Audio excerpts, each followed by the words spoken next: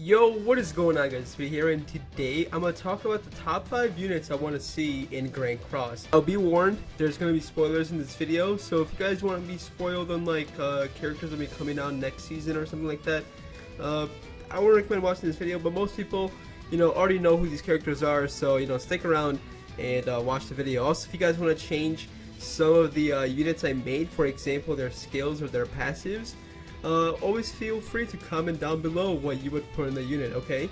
So let's get into it, man. Let's get into it. So the first character I want to see in Grand Cross is Mile. 100% Mile, man. This guy, if you guys do not know who he is, again, spoilers right here, it's basically, it's Estarossa, okay? It's Estarossa. Estarossa is Mile. He is the 4th Archangel. And then Escanor has his grace, and then Escanor gives the grace to Mile, which is Sunshine, and he becomes the almighty powerful fusion between Estarossa and Escanor, which, I mean, he's literally a god, okay? He's literally a god. So I have skill 1 for Mile, 450 depletes, old gauge, single target, obviously. Skill, that could even be AoE, honestly. I kind of want to make it AoE. I feel like we should just make it AoE. And then skill 2, I have a taunt plus counter 600%, so basically like Estarossa, and then also he applies ignite stacks on enemy +2. So every time you put up a counter, he applies 2 ignite stacks and he gets that. Most likely I also want to have like immunity on that as well, so he could be even more and more powerful. Okay, his passive is increases basic stats by 40% for 3 turns.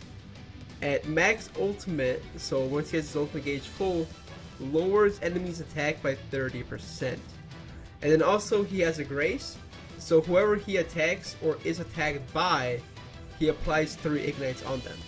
So that's Sunshine power coming in clutch by applying the ignites on the enemies, and then he just does basically insane damage, plus he has the taunt counter from Estarossa. So Mile is kind of just there, and he's kind of just there to be broken, I won't lie. He's kind of just there to be broken and just start popping off on enemies, okay?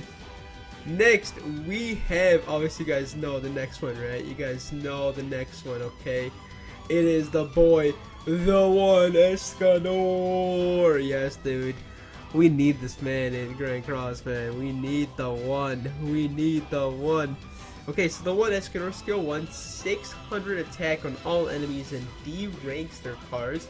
So kind of like a counter to Lost Simulator, a mega counter to Lost Simulator. Skill 2, he has the card that was in the Super Final Boss Escanor, which increases his basic stats by 30% each time you use it. I'm going based off rank 3 in these cards, by the way, so all these cards are rank 3. So increases basic stats by 30%, and then passive for 3 turns, take 80% reduced damage, attack increased by 20%. Obviously that's when he's in the 1 form. So for 3 turns, he's basically kind of just invisible, like he can't die with 80%. Like nothing you can do is gonna kill Escanor for freaking 3 turns. Nothing. This could even increase for 5 turns. Like I just make it for 5 turns because then he's like truly invincible, and you just can't kill the one. You cannot kill Escanor the one, okay? No matter how hard you try, you're not killing this man, okay? You're just not killing this man. Alright, next we have Purgatory Bond. Yes, I'm not adding Big Sword Melee on this list because, I mean, I feel like he's going to be coming pretty soon regardless.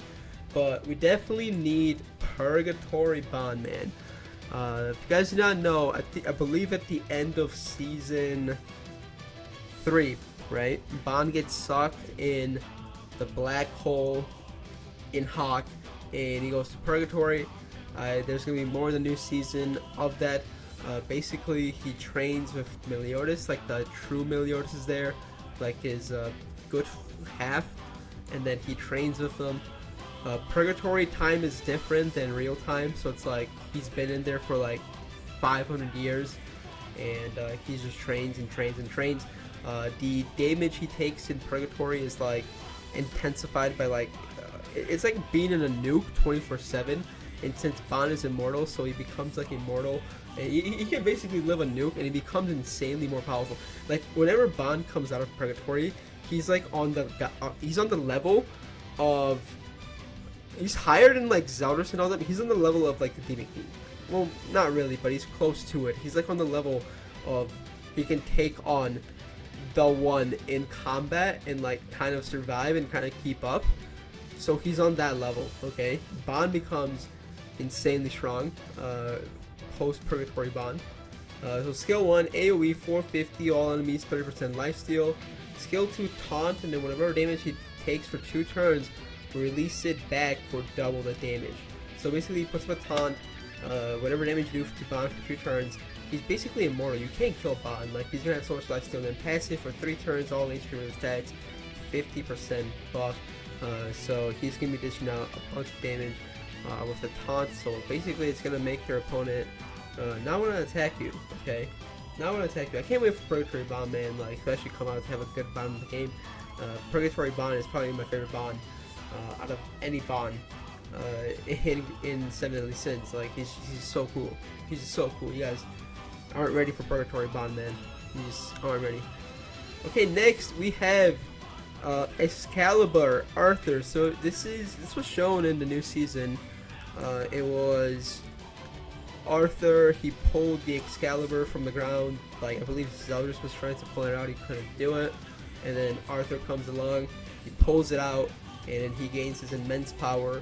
And in the sword are basically all the heroes before him who've used the sword, so all their skills and power is kind of like absorbed into the sword.